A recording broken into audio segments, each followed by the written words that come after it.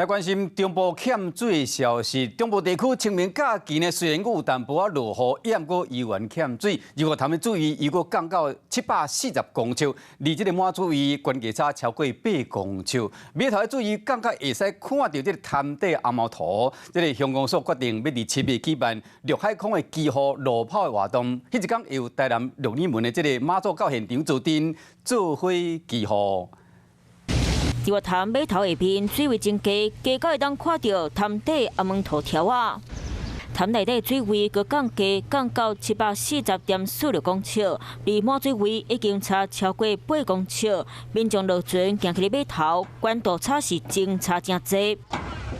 中部地区清明连假虽然有小雪伫咧落雨，不过可看嘛是无改善。当地乡公所决定伫咧8号举办陆海空祈求落雨的招标活动，影响到整个日月潭呢这个游客以及我们农作物的这个灌溉的部分哦，让妈祖来帮我们做祈雨的动作，希望呢将这个雨水下在集水区。乡公所讲，迄天会有台南鹿耳门的妈祖到现场坐镇，而且先坐船到拉鲁岛，再转来到陆地做祈求落雨。请萧敬腾来台湾开演唱会，为什么？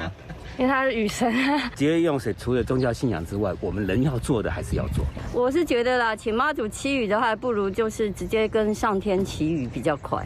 来日月潭省游客看到潭水这么少，我拢真烦恼。听到当地公所要请妈祖祈求落雨，有人认为爱请萧敬腾来开演唱会，因为伊有后生的外号。